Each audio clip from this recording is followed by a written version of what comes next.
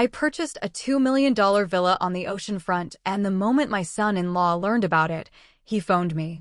We're headed to your place now. There'll be all 15 of us. Get beds, towels, slippers, food ready. We'll be there for 3 weeks. We'll arrive in 40 minutes, so hurry up, old man.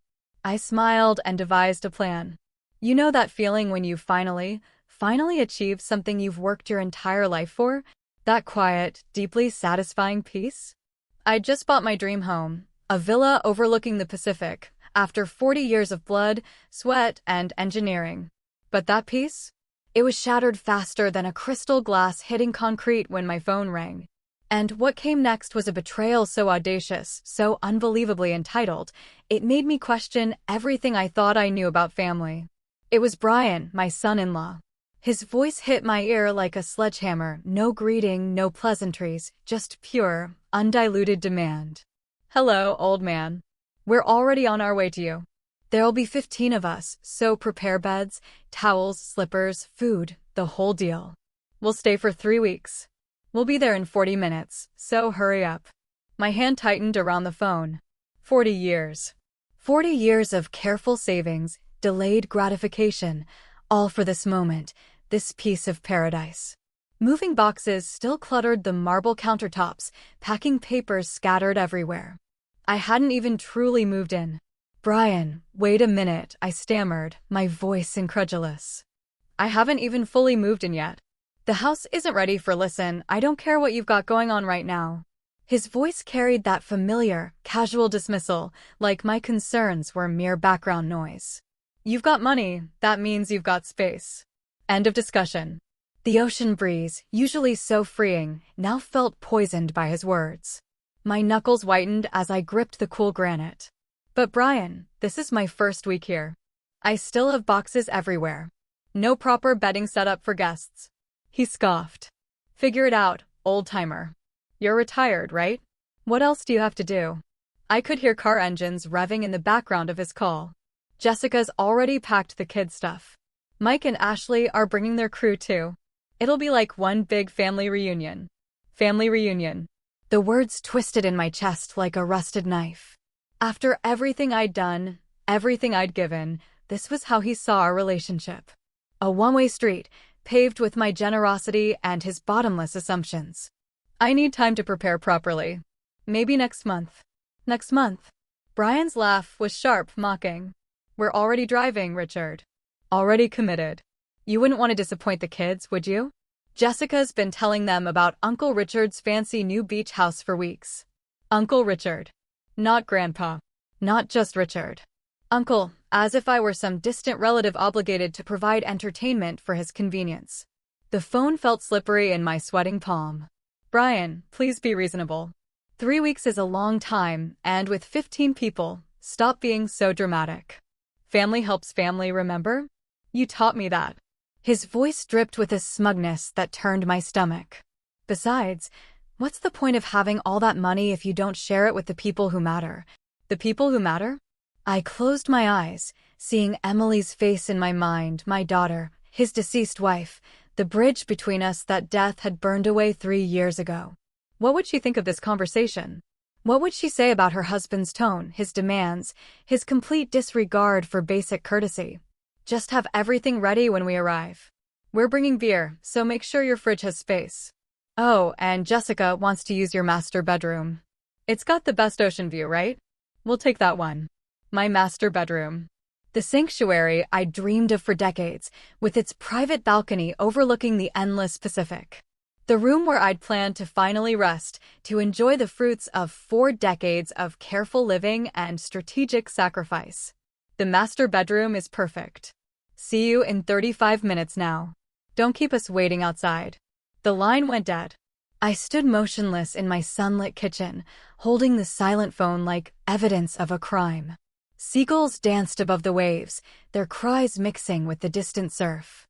This was supposed to be my paradise, my reward for a lifetime of putting others first. My hands still trembled slightly. 35 minutes. 15 people. 3 weeks.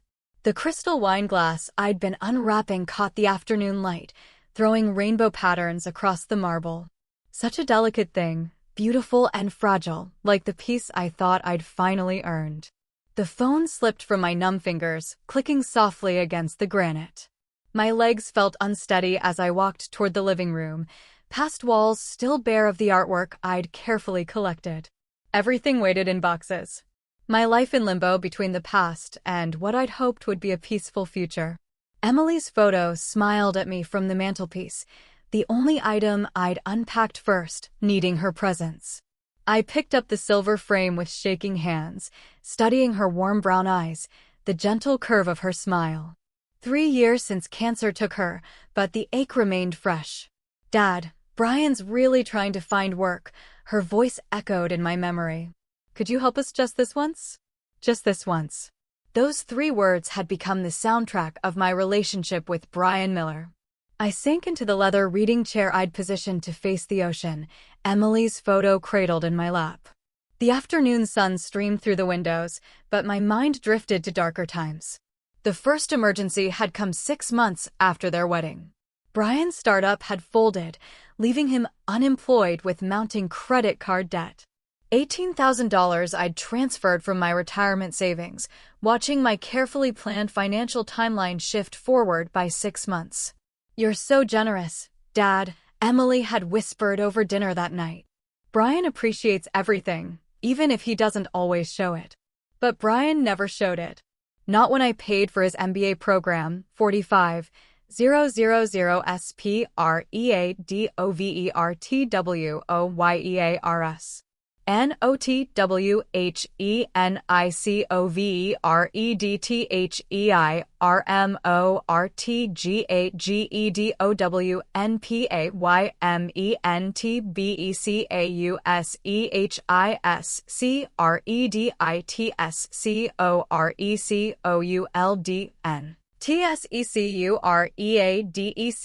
TSECUREADECENTRAT 45,000 spread over Toyers. Not when I cover red hair mortgage down payment because his credit score could secure a decent trade, 60,000 that time.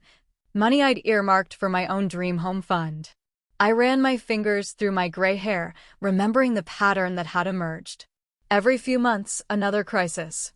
Emily's medical bills during her cancer treatment had been legitimate, $85,000 I'd gladly given to fight for her life. But even then, Brian had somehow made it about himself, complaining about the stress affecting his job performance. The ocean waves crashed rhythmically below. But I heard instead the sound of Brian's voice during Emily's funeral reception. "At least now we won't have all these medical bills hanging over us."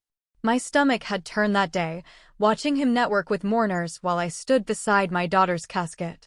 Even grief, it seemed, was just another opportunity for Brian to focus on his own convenience. After Emily died, I'd expected the requests to stop. Surely Brian would find his footing, build his own stability. Instead, they intensified. Car repairs when his warranty expired. Property taxes he'd forgotten to budget for. Jessica's engagement ring upgrade because she deserved something special. I kept a mental tally, though I tried not to. $327,000 over 6 years. Enough to buy a decent house in most American cities. Enough to secure a comfortable retirement without the financial anxiety that still woke me at 3 a.m. despite my careful planning. Standing slowly, I placed Emily's photo back on the mantelpiece and walked to my study. The ocean view from this room had sold me on the house, endless blue stretching to the horizon, promising peace and space to think. Instead, my reflection stared back from the window, an older man who'd spent 40 years building other people's dreams while his own gathered dust. The worst part wasn't the money. Money could be earned again, saved again, managed more carefully. The worst part was the gradual erosion of respect. The slow transformation from generous father-in-law to expected ATM. Brian's tone had shifted over the years from grateful to entitled, from requesting to demanding. Today's call crystallized everything. No discussion of my circumstances, my needs, my plans. Just assumption and demands wrapped in the thin veneer of family obligation. 15 people descending on my sanctuary like locusts, consuming what I'd spent decades building. My hands drummed against the windowsill as anger built in my chest. A slow-burning heat I'd suppressed for too long. Emily had always asked me to be patient with Brian, to remember that people show love differently. But Emily was gone. And Brian's version of love looked suspiciously like exploitation. The sound of car engines in the distance pulled me from my thoughts. Faint, but growing louder. Multiple vehicles approaching up the winding coastal road to my villa. My 35 minutes of peace had evaporated faster than morning fog. I checked my watch. 3:15 p.m.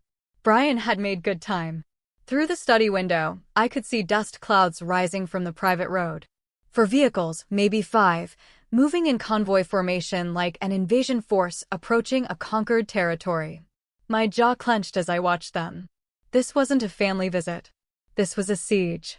Car doors slammed in rapid succession, the sounds echoing off the villa's stone facade like gunshots. I moved from the study window to the front entrance, watching through the side lights as 4 vehicles disgorged their passengers into my circular driveway. Brian's black SUV led the convoy, followed by 2 sedans and a pickup truck loaded with coolers, beach equipment, and enough luggage for a month-long expedition. 15 people. Brian hadn't been exaggerating. The front door felt solid beneath my palm as I gripped the handle, steadying myself for what was coming. Through the decorative glass, I watched Brian emerge from his SUV like a general surveying conquered territory. Designer sunglasses despite the afternoon shadows, that cocky stride I'd grown to despise. Jessica tumbled out of the passenger side, blonde hair whipping in the ocean breeze, immediately pulling out her phone to record everything. "Oh my gosh, you guys, look at this place." Her voice carried clearly across the driveway. "It's like a resort." I opened the door before they could ring the bell, hoping to maintain some semblance of control. The hope died instantly. "What's up, old man? How do you like our surprise?" Brian pushed past me into the foyer without waiting for an invitation, his eyes already scanning the interior like he was taking inventory. "Jessica, look, there's the hot tub I told you about." "Brian, I told you on the phone that I'm not ready for guests," but my words were lost in the chaos as the rest of the group streamed through my front door. A man I recognized as Mike, Brian's college roommate, let out a low whistle. "Dude's got serious money. Why not share it with family, right?" Ashley, Jessica's sister, pushed through, carrying 2 oversized suitcases. "This place is absolutely perfect for our vacation. The kids are going to love that pool." Kids.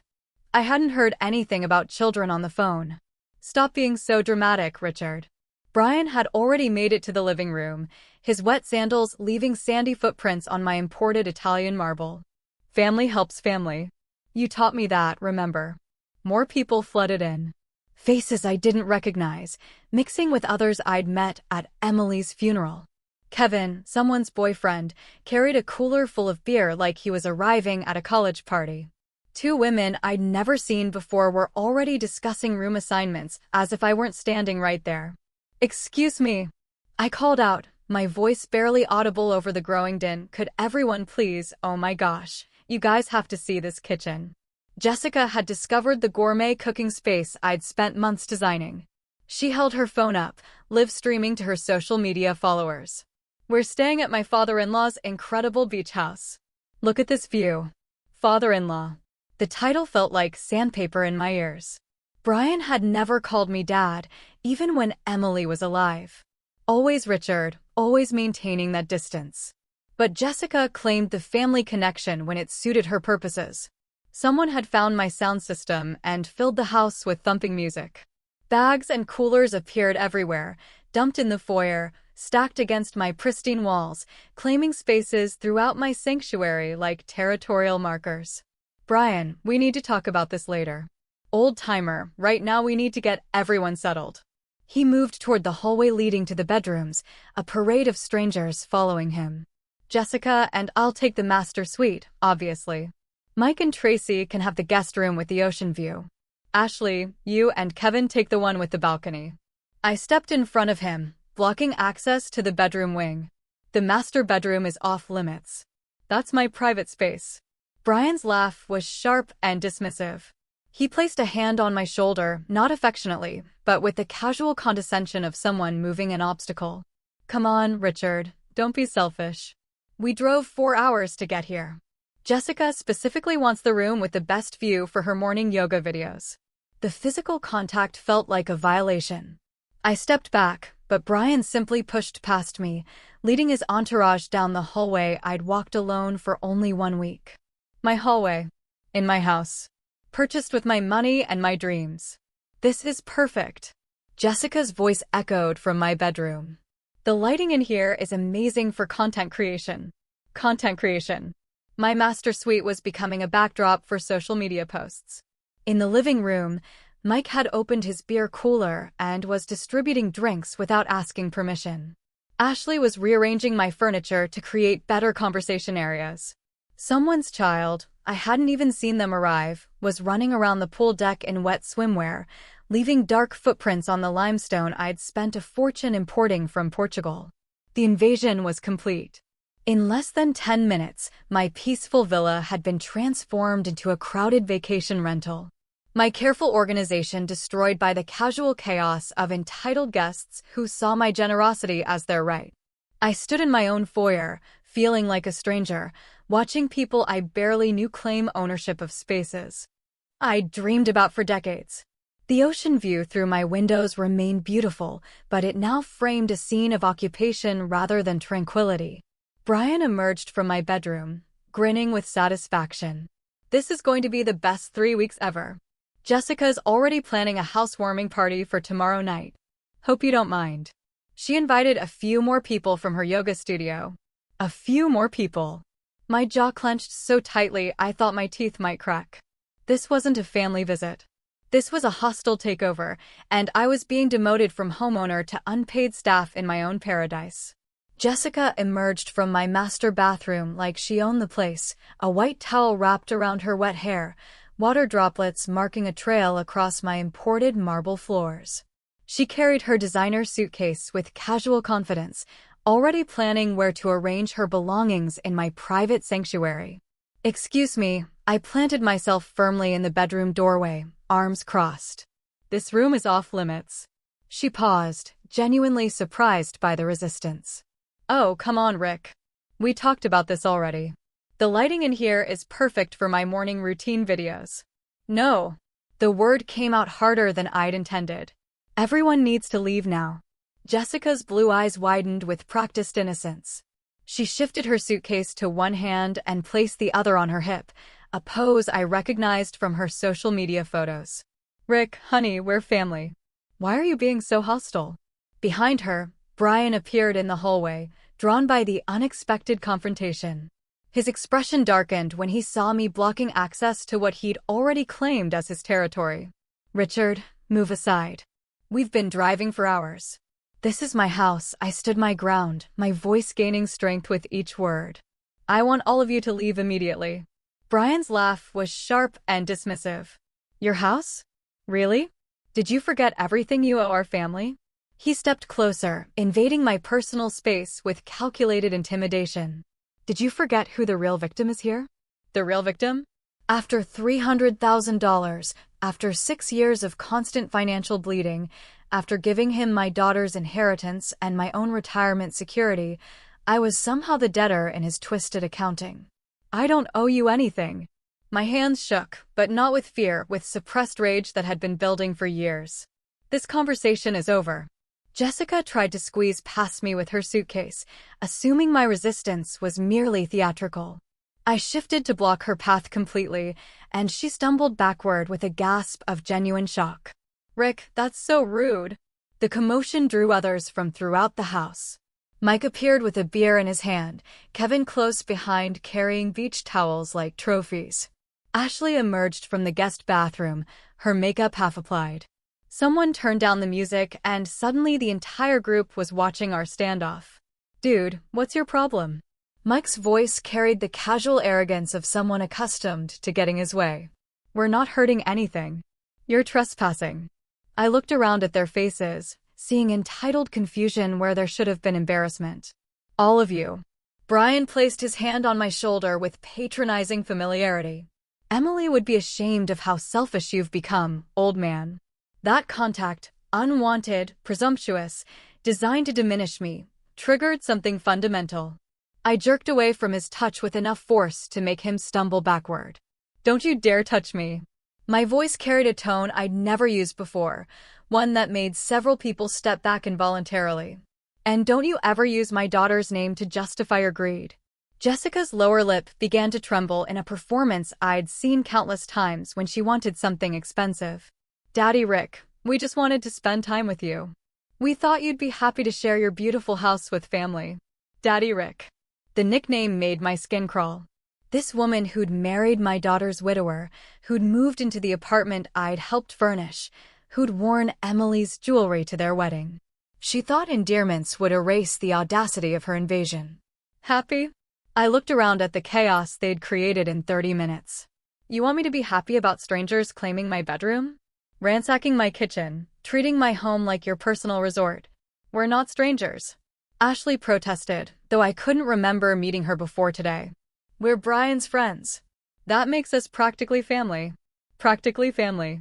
The phrase that apparently granted unlimited access to my life, my resources, my peace. Brian sensed the mood shifting and tried to regain control. Look, Richard, I understand you're overwhelmed.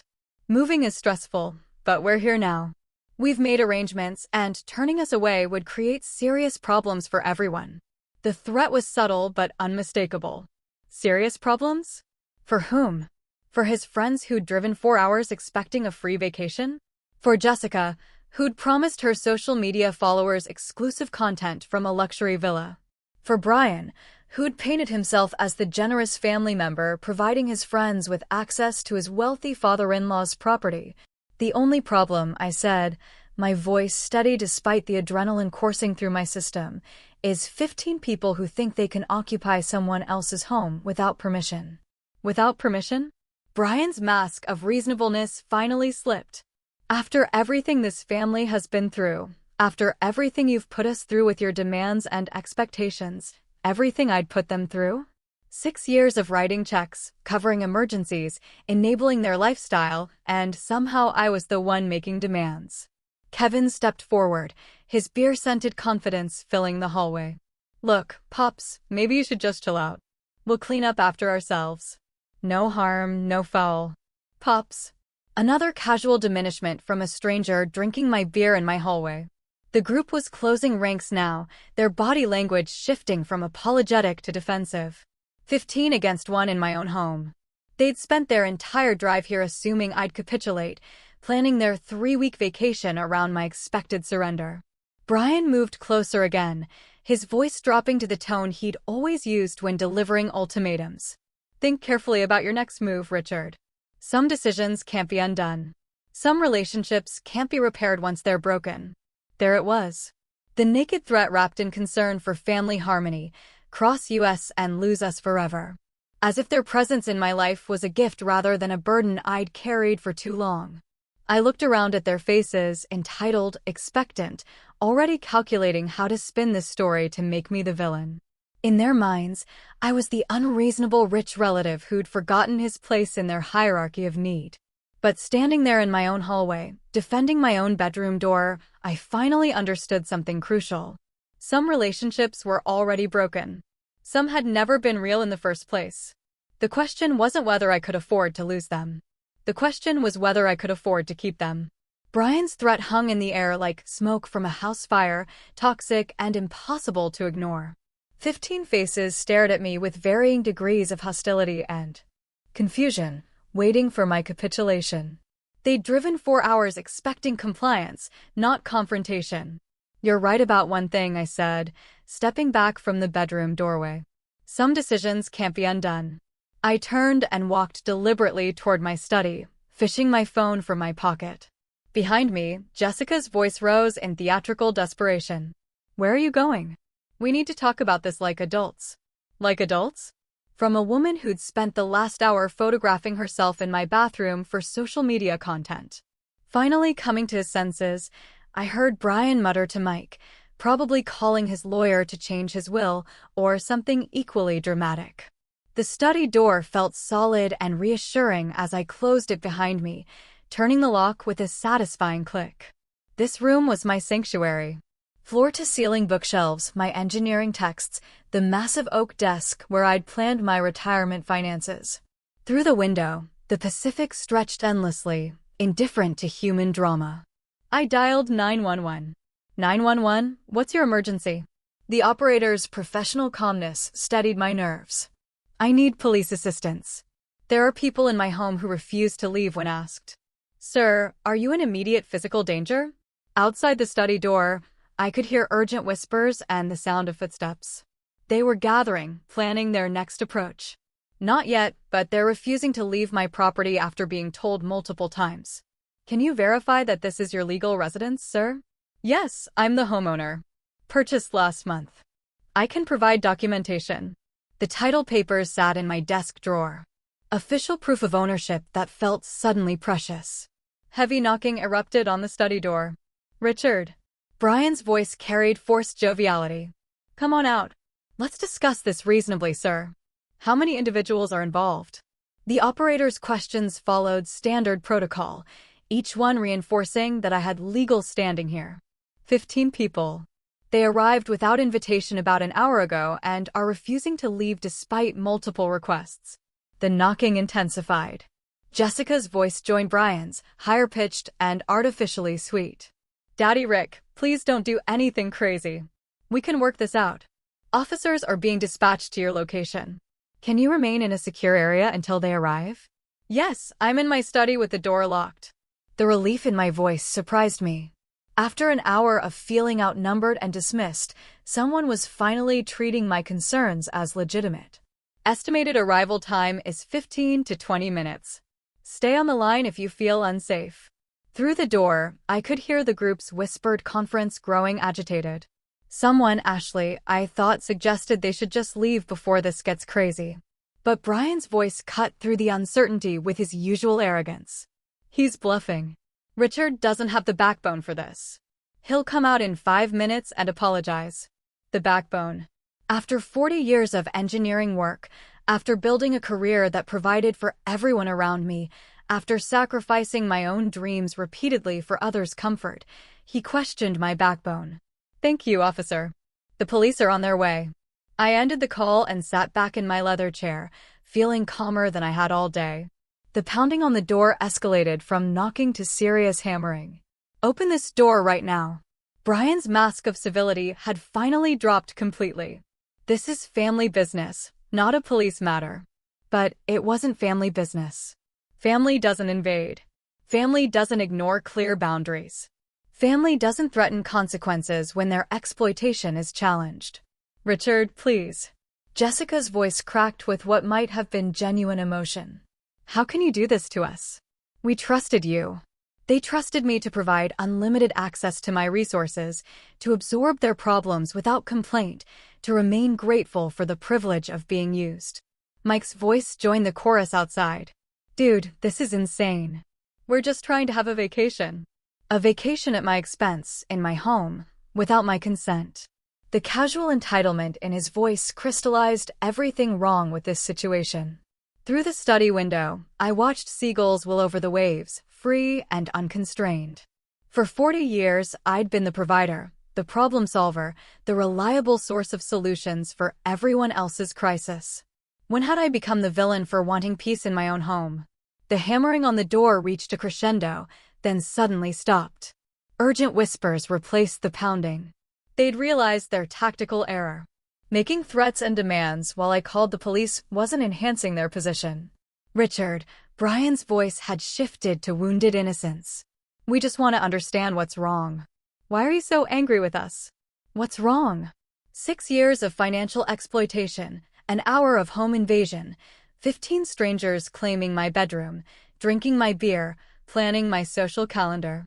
The question itself proved how little he understood about basic human decency. My phone buzzed with text messages.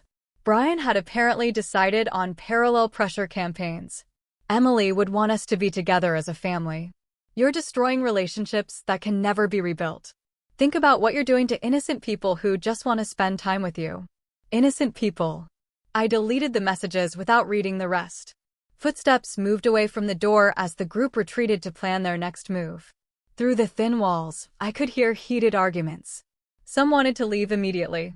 Others insisted on standing their ground. Jessica was crying again, but this time it sounded less theatrical. 15 minutes. The police would arrive in 15 minutes, and this nightmare would end. I'd spent decades avoiding confrontation, smoothing over problems, writing checks to make difficulties disappear. Today, for the first time, I'd called for backup instead of capitulating. The sensation was both terrifying and liberating. Outside, car engines started.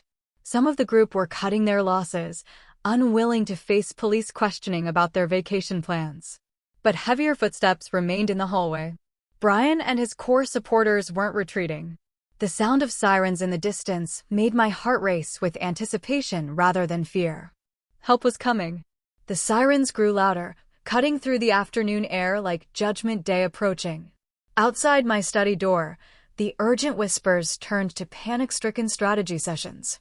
Footsteps scattered in multiple directions as reality finally penetrated their bubble of entitlement. Everyone just stay calm. Brian's voice carried forced authority, but I could hear the strain underneath. Let me handle this. It's just a misunderstanding. A misunderstanding. 15 uninvited guests refusing to leave someone's home wasn't a misunderstanding. It was trespassing. But Brian's entire worldview required casting himself as the reasonable party in every conflict. The doorbell rang with official authority, not the casual finger tap of social visitors, but the sustained, professional pressure of law enforcement. Through my study walls, I heard the scramble of people trying to appear casual, cleaning up beer bottles and hiding evidence of their invasion. I unlocked my study door and emerged to find the group arranged in the living room like they were hosting an intervention. Brian had positioned himself near the front door, preparing to control the narrative. Jessica sat on my sofa with red-rimmed eyes, clutching tissues like props in her performance. Good evening, officers. Brian opened the door with practiced charm. I'm afraid there's been a family misunderstanding. My father-in-law seems to be having some kind of episode. An episode? Of course, I was the problem, not the 15 people who'd invaded my home. 2 officers entered, a senior man with gray temples who introduced himself as Officer Johnson, and a younger woman, Officer Martinez. Their presence immediately shifted the room's dynamic. Suddenly, Brian's swagger seemed forced, Jessica's tears looked theatrical, and the group's casual appropriation of my space felt obviously wrong. Sir, are you the homeowner who called about trespassing? Officer Johnson addressed me directly, his tone professional but sympathetic. Yes, I'm Richard Clark. This is my property. I pulled the deed from my study, hands steady despite the adrenaline. These people arrived without invitation and refused to leave. Officer Martinez scanned the room, taking in the scattered luggage, empty beer bottles, and general chaos. How many individuals are we talking about? 15. When they arrived. Some may have left when they heard the sirens. Brian stepped forward with his most reasonable expression. Officers, this is clearly a family dispute.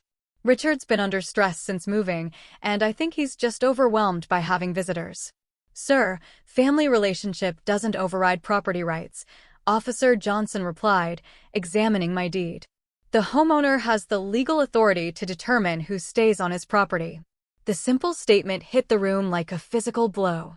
For the first time all day, someone in authority had confirmed what I'd been saying. This was my house and my decision. Jessica looked genuinely shocked. But we're family. Doesn't that mean anything? Officer Martinez's expression remained neutral. Ma'am, family status doesn't grant automatic access to someone else's property without permission. Permission? Brian's voice rose despite his attempt to stay controlled. He's been planning this villa as a family gathering place for months. We just assumed you assumed wrong. Officer Johnson cut him off. Mr. Clark, do you want these individuals removed from your property? The question hung in the air like a sword waiting to fall. 15 faces stared at me, some angry, some pleading, all finally understanding that their assumptions had been legally meaningless. Yes, I said clearly. I want them all to leave immediately. The words felt like lifting a weight I'd carried for years. No explanation, no justification, no apology for setting basic boundaries in my own home. Officer Martinez addressed the group. You have 15 minutes to gather your belongings and vacate the premises. Anyone who remains after that will be arrested for trespassing. The scramble began immediately. Mike and Kevin moved fastest, grabbing their beer cooler and mumbling apologies as they headed for the door. Ashley shot accusatory looks at Brian while stuffing clothes into her suitcase. Several people I barely recognized simply fled without saying goodbye. This is ridiculous. Brian protested as he watched his authority collapse. We drove 4 hours. We made arrangements. You made arrangements without consulting the property owner, Officer Johnson replied. That's not a legal reservation, sir. Jessica was gathering her belongings from my master bedroom, her movements sharp with anger. Richard, you're going to regret this decision for the rest of your life. But I felt no regret, only relief. Watching strangers remove their possessions from my private spaces felt like reclaiming stolen territory. Brian made one final attempt at manipulation as he packed his SUV. Emily would be ashamed of what you've become, old man. Selfish and bitter. Officer Johnson stepped between us. Sir, you need to leave now. Any further contact with Mr. Clark could be considered harassment. The last car pulled out of my driveway as the sun touched the horizon, painting my villa in golden light. Officer Martinez completed her paperwork while Officer Johnson explained the documentation process. You'll have a formal report number for your records. If they return without permission, call us immediately. Today's incident establishes a clear pattern of trespassing. After the officers left, I stood alone in my foyer, surrounded by blessed silence. The chaos was gone. Scattered beer bottles, sandy footprints, the sound of entitled voices claiming my spaces. My phone buzzed with angry text messages, but I turned it off without reading them. For the first time in 6 years, I'd said no without apologizing. I'd called for help instead of suffering in silence. I'd chosen my own peace over their convenience. The ocean waves crashed rhythmically outside my windows, washing the beach clean with each cycle. Tomorrow would bring new challenges, angry phone calls, social media campaigns, family members choosing sides. But tonight, my home was mine again. And that felt like the beginning of something that looked remarkably like freedom. The deadbolt clicked with finality as I watched the last police car disappear down the coastal road, its taillights fading into the gathering dusk. The incident report crinkled in my grip, official documentation that I'd been right, that my home was mine to control. Yet, standing in my empty foyer, I felt strangely hollow instead of triumphant. Silence pressed against my eardrums after hours of chaos. No arguing voices. No footsteps on my marble floors. No music bleeding from rooms I'd never authorized anyone to occupy. Just the distant crash of waves and the gentle hum of my air conditioning system, sounds I dreamed of enjoying in peace. I walked through my villa like a crime scene investigator, cataloging the evidence of invasion. Beer cans clustered on my granite countertops. Wet towel prints darkened my hardwood floors, and furniture sat askew where strangers had rearranged my careful design. In the guest bathroom, Jessica's makeup still stained my marble vanity, foundation smears like territorial markings. The master bedroom felt violated in ways beyond the physical. Someone had moved Emily's photo from my nightstand, knocked over during their claiming of my private space. I picked up the silver frame, studying my daughter's gentle face through cracked glass. Be kind to Brian, Dad, her voice echoed in my memory. He's hurting too. But Emily had never asked me to be a doormat. She'd requested kindness, not endless financial sacrifice.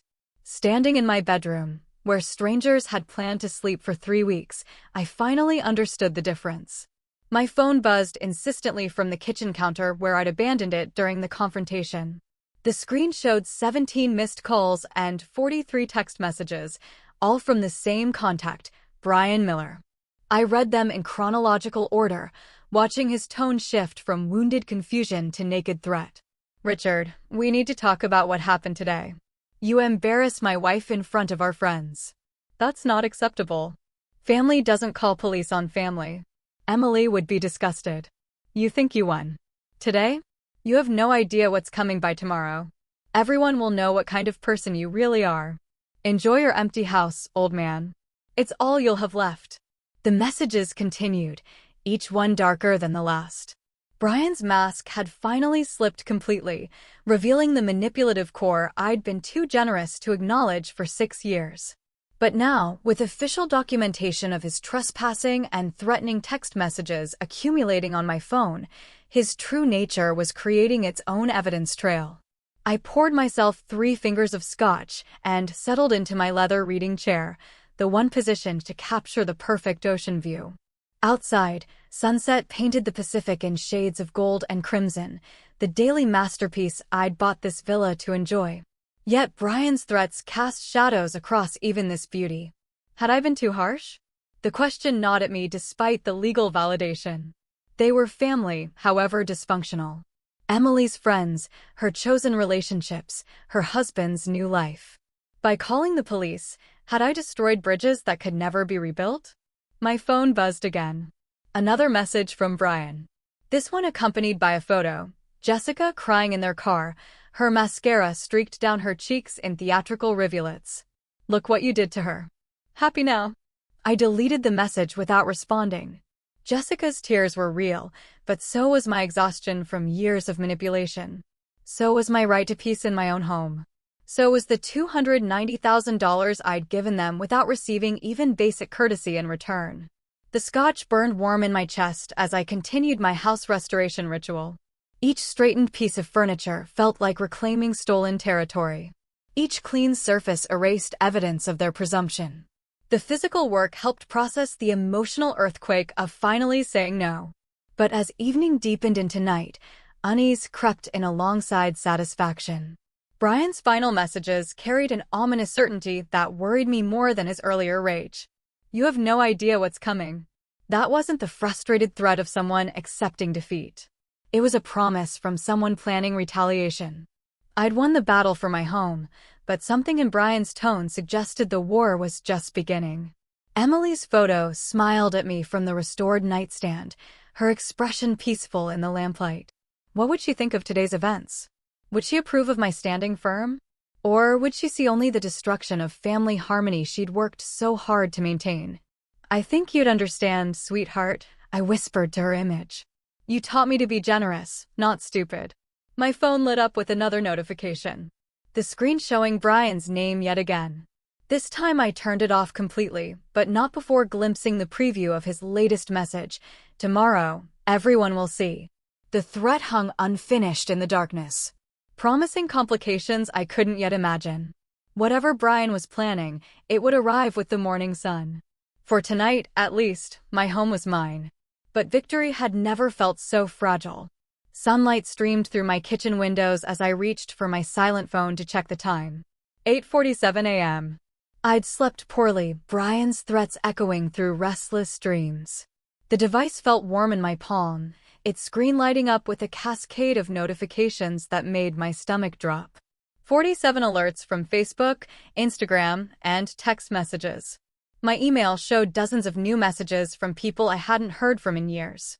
Something had happened overnight. Something significant enough to wake my entire social network. I opened Facebook first, immediately finding Brian's post at the top of my feed. The words hit like a physical blow. My father-in-law kicked his own family out of his house yesterday. Called the police on us like we were criminals. Money really does change people. My late wife, Emily, would be heartbroken to see what her father has become.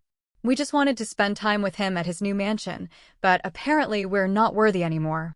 Prayers needed for our family during this difficult time. The post had been shared 43 times overnight. Comments poured down the screen like accusations. Heartbreaking. Can't believe someone would treat family this way. Money corrupts. Poor Jessica and the kids. Kids. There had been no children yesterday, but Brian's narrative was already growing more tragic in the retelling. Jessica had posted a video testimonial filmed in their car with red-rimmed eyes and trembling voice. I just can't understand how someone who used to love us could turn so cold. We brought friends to meet him, to share in his success, and he treated us like strangers. Emily used to say her dad was the most generous man alive. I guess she never saw this side of him. My hands shook as I scrolled through the responses. Old neighbors from my previous house, colleagues from my engineering firm, even Emily's college friends, all expressing shock and disappointment. The narrative was simple, compelling, and completely false.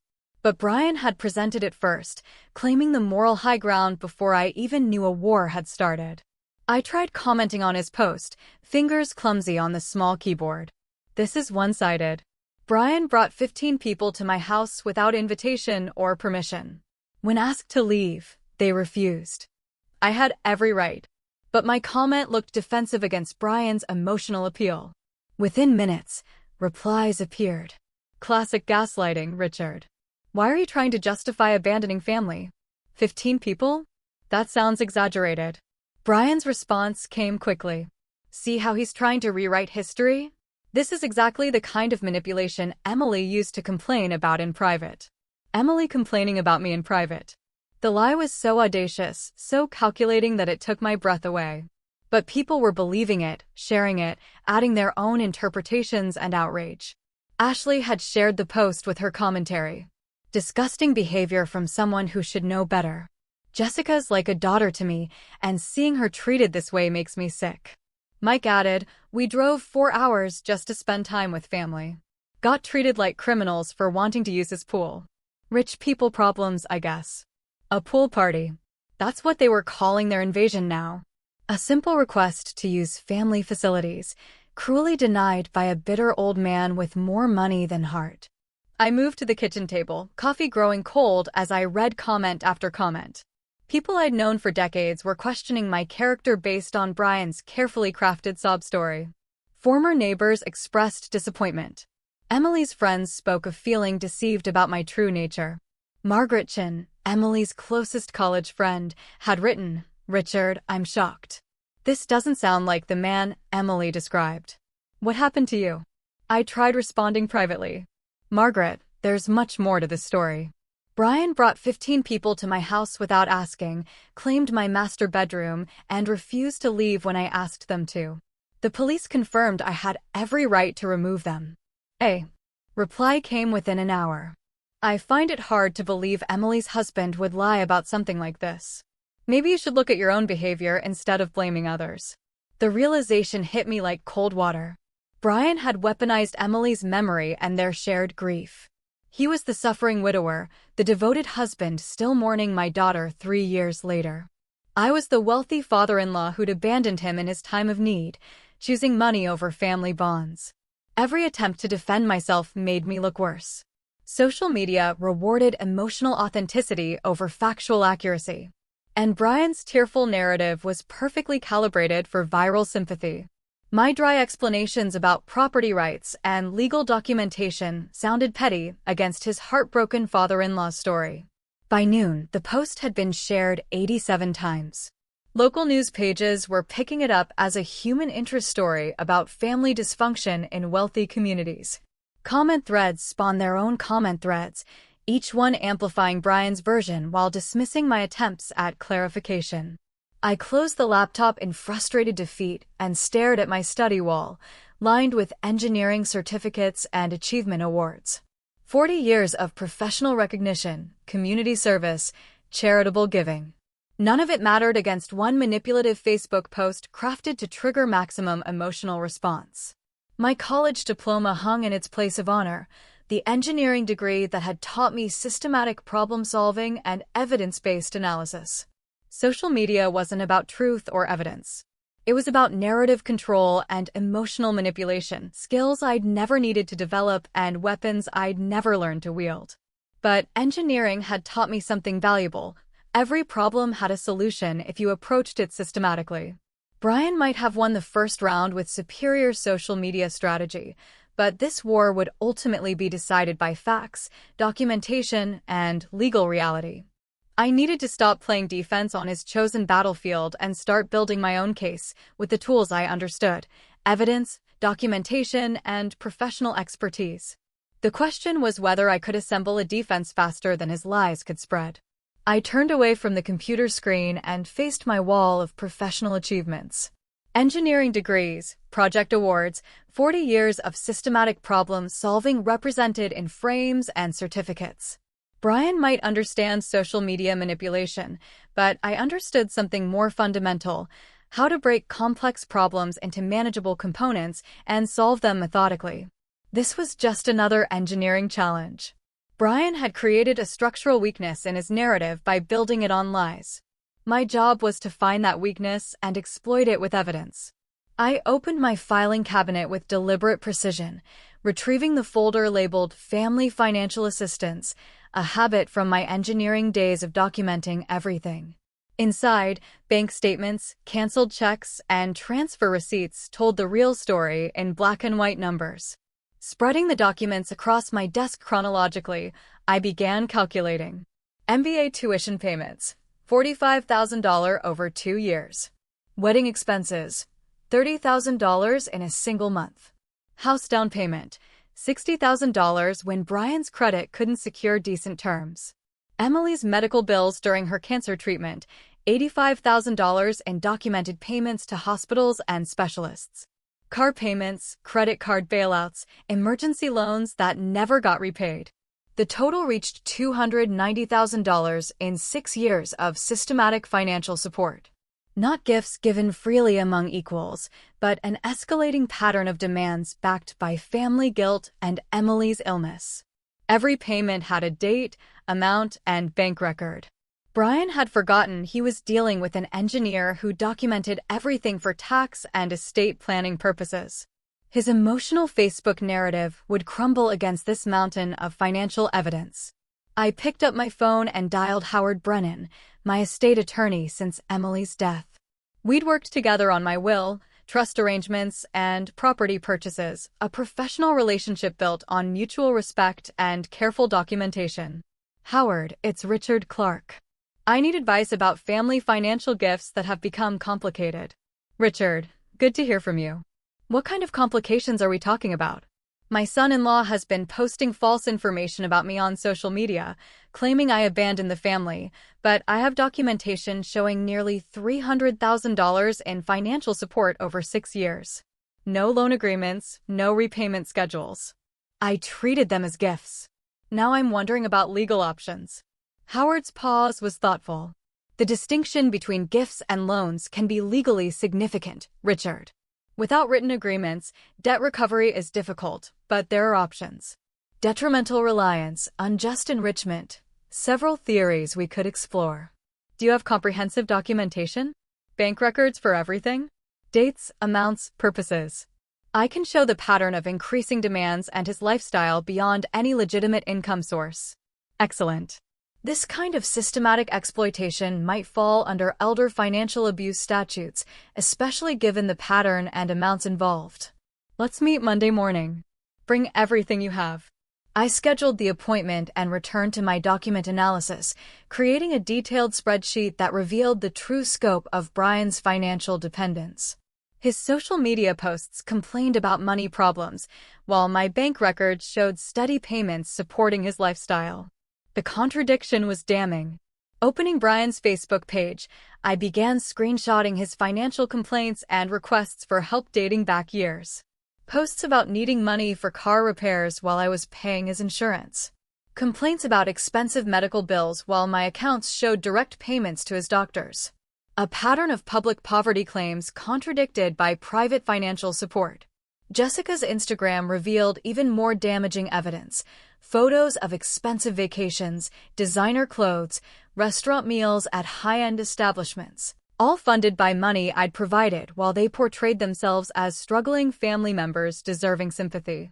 By afternoon, I had assembled a comprehensive file documenting 6 years of financial manipulation, a timeline of payments, screenshots of contradictory social media posts, analysis of lifestyle expenses versus declared income, evidence of systematic deception spanning years, not just yesterday's incident.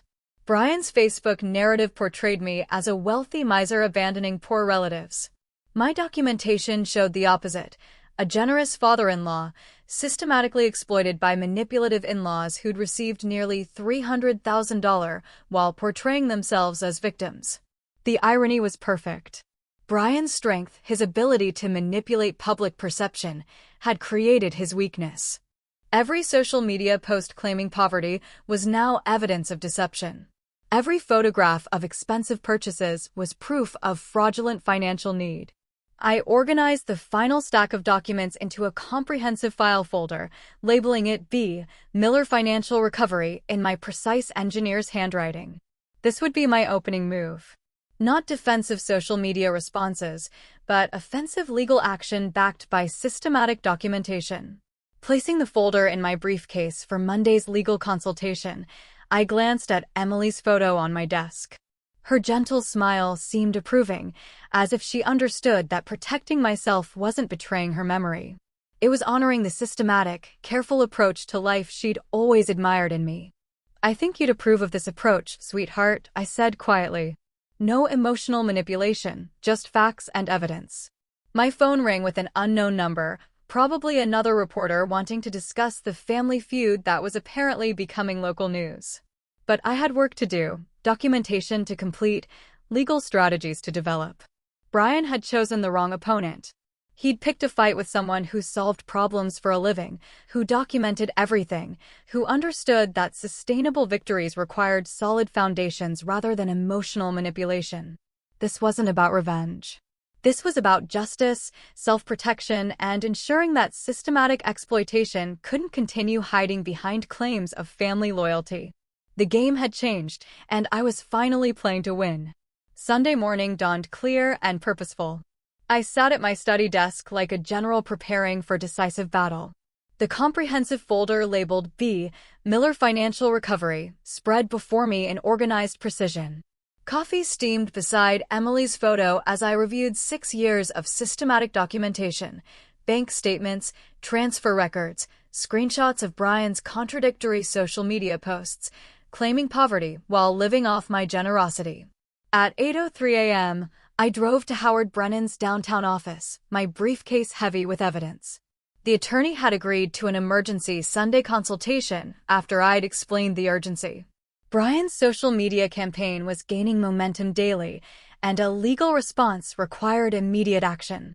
"Richard, this level of documentation is remarkable," Howard said, spreading my financial records across his mahogany conference table.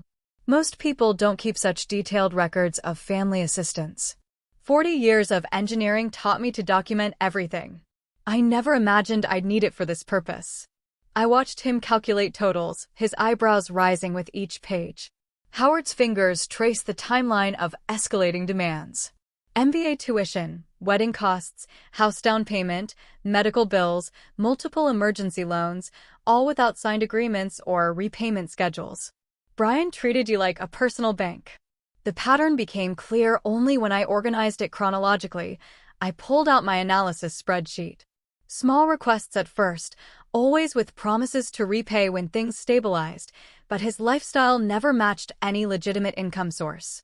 Without signed loan agreements, we'll argue detrimental reliance and unjust enrichment, Howard explained, his voice gaining professional excitement. "Your documentation proves systematic exploitation. This is an exceptionally strong case. What are my realistic chances of recovery?" Howard smiled grimly. "With this evidence? Excellent. Brian won't expect this level of preparation. Most family financial disputes lack documentation. You've built a fortress of facts. We spent 2 hours developing strategy, court filing for Monday morning, service of process to catch Brian off guard, defamation counterclaims based on his false social media narrative, a timeline for asset discovery, and payment enforcement. At noon, I drove to my bank's main branch, armed with Howard's letter, requesting certified transaction records. The branch manager, Patricia Williams, personally handled my sensitive request, understanding the legal implications of comprehensive financial documentation.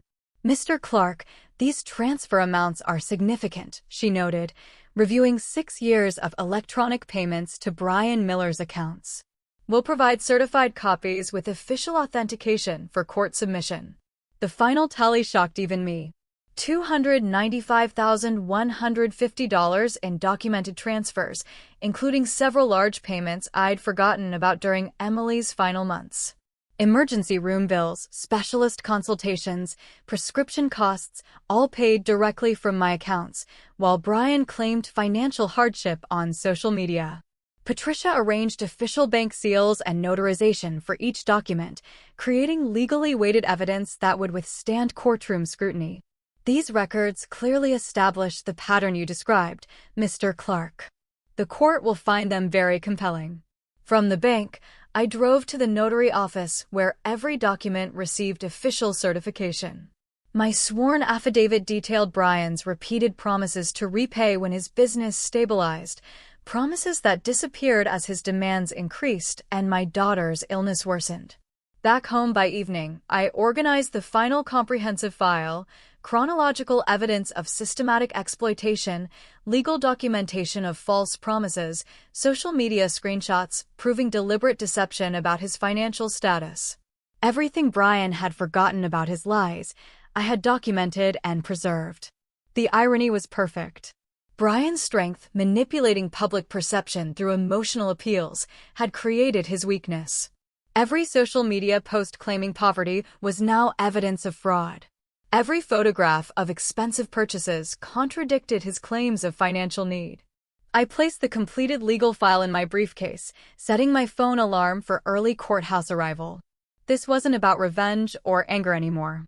This was about justice, accountability, and protecting myself from future exploitation through proper legal channels.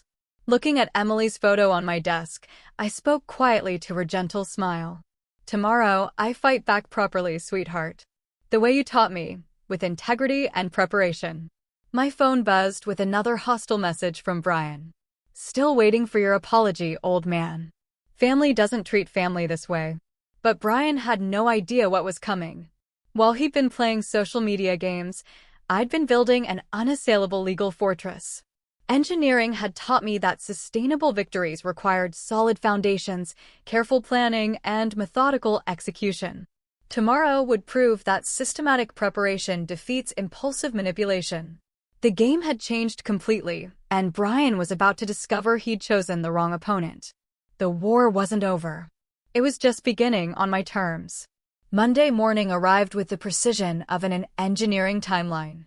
I reached the courthouse at 7:45 a.m., briefcase loaded with documentation that would transform me from defendant in the court of public opinion to plaintiff in the court of law.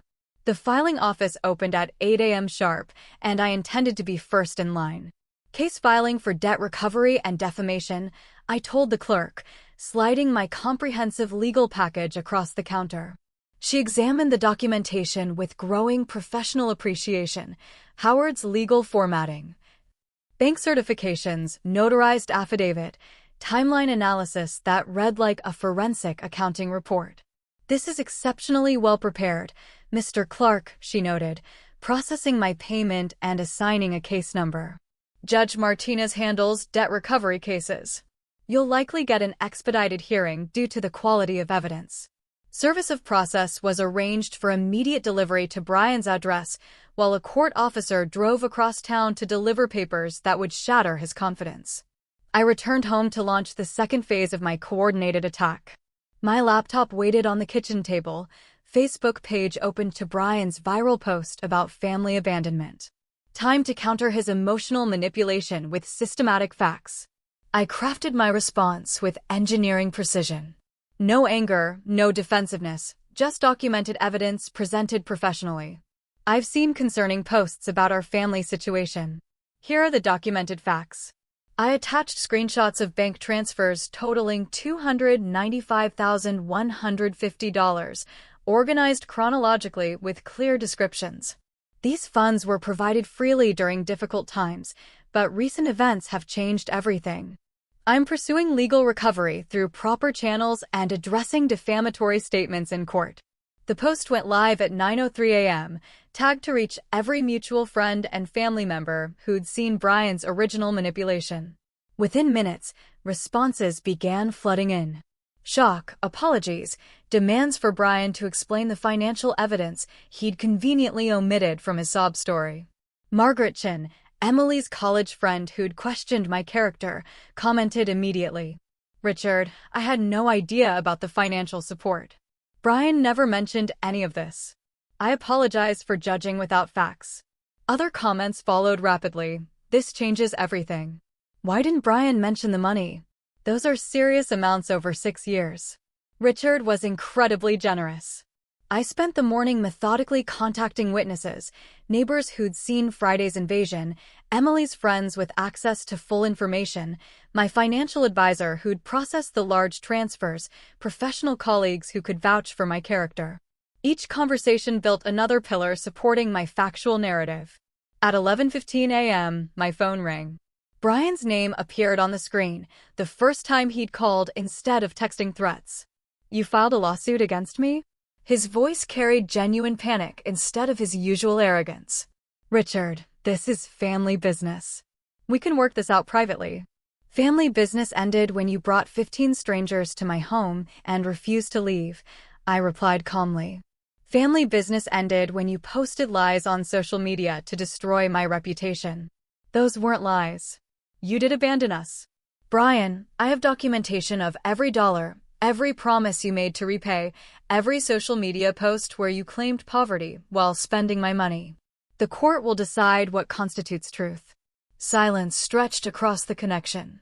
When Brian spoke again, his voice had lost all pretense of control. "What do you want? Money? I can pay some of it back. The court will determine appropriate restitution. My attorney will handle all communication from now on." I ended the call and returned to my social media campaign, posting screenshots of Brian's threatening text messages from Friday night alongside his public claims about wanting family reconciliation. The contradiction was stark, privately threatening an elderly man while publicly playing the victim of family abandonment. Jessica called next, her voice shaking with tears that sounded genuinely terrified rather than theatrically manipulative. "Richard, please. Brian's talking about losing the house, losing everything. Can't we work this out like family?" "Jessica, your husband exploited my grief over Emily's death to systematically extract nearly $300,000. He brought 15 people to my home without permission and called police intervention family abandonment. This stopped being about family the moment he chose manipulation over honesty." By afternoon, the social media landscape had shifted completely. Brian's original post was buried under comments demanding explanation for the financial evidence. Former supporters were sharing my documentation, expressing shock at the scale of undisclosed financial support. Emily's friends, who'd initially supported Brian, were now apologizing and questioning his honesty about everything. Brian's social media accounts went silent around 2 p.m. No responses to the mounting questions, no attempts to explain away the financial evidence. The man who dominated narrative control for days had been neutralized by the simple presentation of documented facts. Howard called at 3:30 p.m. with updates from court. "The judge reviewed your filing and Brian's panicked response. He's requesting settlement discussions through counsel." "Richard, he knows he's lost. This level of documentation in a family financial dispute is unprecedented." Evening brought a final call from an unknown number. Brian's voice was barely recognizable, the confident manipulator replaced by someone facing consequences for the first time in years. "Richard, I need to talk. Can we meet, please?" The desperation in his voice was complete, but meetings and discussions belonged to the past, when I believed family loyalty required unlimited tolerance for exploitation. "All communication goes through my attorney now, Brian. You know his contact information." I hung up and walked to my deck, watching sunset paint the Pacific in brilliant oranges and purples. Tomorrow would bring more legal proceedings, more social vindication, more confirmation that systematic preparation defeats emotional manipulation. The war was essentially over. Brian had brought a social media campaign to a legal documentation fight and discovered the limitations of lies when confronted with certified bank records. Justice was no longer coming. It had arrived. Friday morning, May 2nd. I entered the courthouse with calm confidence, Howard beside me carrying additional documentation we'd compiled during the week. Across the hallway, Brian sat slumped in a chair beside a harried-looking public defender. His designer sunglasses gone, his arrogant posture collapsed into defeated resignation. The transformation was remarkable. 5 days ago, he'd controlled the narrative, commanded social media sympathy, and treated my home like conquered territory. Now he looked like what he'd always been beneath the manipulation, a middle-aged man who'd built his lifestyle on someone else's generosity and faced consequences for the first time in his adult life. Judge Martinez reviewed the case file with methodical attention. Mr. Clark, your documentation is extraordinarily comprehensive. Mr. Miller, your counsel indicates you wish to avoid trial through settlement discussion. Brian's attorney, clearly working with limited resources and overwhelming evidence, attempted a weak defense. Your Honor, my client maintains these were family gifts given freely during times of mutual grief and support. Counselor, Judge Martinez replied, holding up screenshots of Brian's social media posts, your client's own statements contradict that position. Here he claims financial hardship while bank records show systematic support from the plaintiff. Here he promises repayment when business stabilizes, then later claims gifts were unconditional. Howard presented our timeline analysis, 6 years of escalating demands, promises of repayment, lifestyle maintenance through Richard's funding while publicly claiming poverty. The pattern was undeniable when displayed chronologically. Furthermore, the judge continued, the defamatory social media campaign attempted to destroy Mr. Clark's reputation through deliberate omission of material facts. This constitutes both unjust enrichment and defamation. Brian's attorney requested a recess to consult with his client. 20 minutes later, they returned with a settlement proposal, $150,000 in restitution over 3 years, a public retraction of social media statements, and cessation of all defamatory communication. Mr. Clark, Judge Martinez asked, do you find this proposal acceptable? I looked at Brian's defeated face, remembering Emily's gentle voice asking me to be kind to Brian. Dad, he's hurting too. But Emily had never asked me to be a doormat. She'd requested kindness, not unlimited financial exploitation. I accept the settlement, Your Honor. Justice doesn't require destroying someone, just holding them accountable. The judge entered the agreement into official record. Brian would have 30 days to begin payments or face asset seizure. His required public retraction would be posted to all social media platforms where he'd spread his false narrative. Walking out of the courthouse, I felt Emily's presence more clearly than I had since her death. Not the manipulated memory Brian had weaponized, but her genuine spirit, generous, but wise, kind, but not naive, loving, but protective of those she cared about. Back at my villa, I posted the court decision to social media with dignity rather than vindictiveness. Our family legal matter has been resolved through proper channels. I'm grateful for everyone's support and look forward to moving forward with renewed appreciation for honest relationships. The response was overwhelming. Emily's friends expressed relief that justice had been served. Former supporters of Brian apologized for believing incomplete information. Even some of his Friday companions messaged privately, admitting they'd felt uncomfortable with the invasion, but hadn't spoken up. Brian's required public retraction appeared that evening. A brief, legally mandated acknowledgement that his previous posts contained inaccurate and incomplete information about our family situation. His social media presence, once commanding and manipulative, was reduced to court-ordered damage control. Evening brought a phone call from my nephew David, Emily's cousin, whom I hadn't heard from in months. Uncle Richard, I saw the news about everything that happened. I wanted to call and say, well, I always wondered how Brian afforded his lifestyle. I'm sorry you went through this, but I'm glad you stood up for yourself. Thank you, David. And you're always welcome to visit, with proper invitation and discussion, of course. That works for both of us. His laugh was warm and genuine. That sounds perfect. How about next weekend? I'd love to see your new place.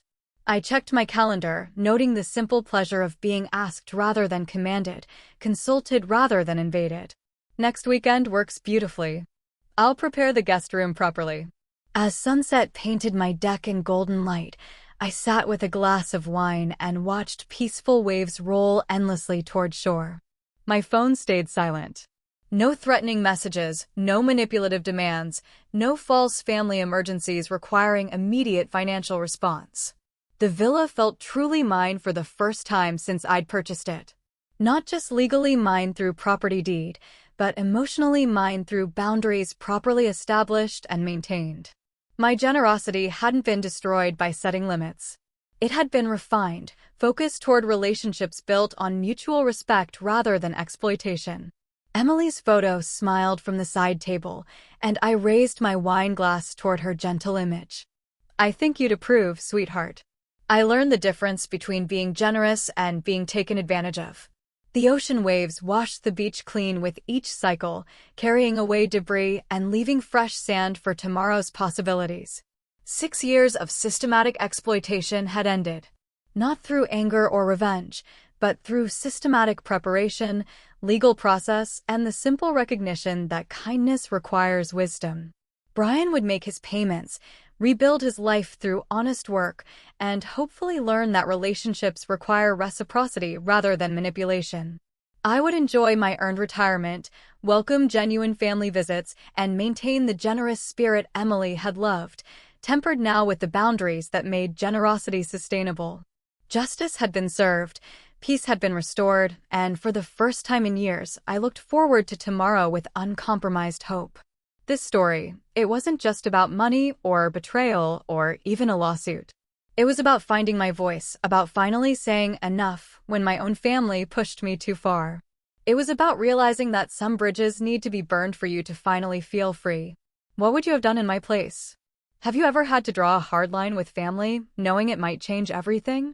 Tell me what you think in the comments below. I really want to know.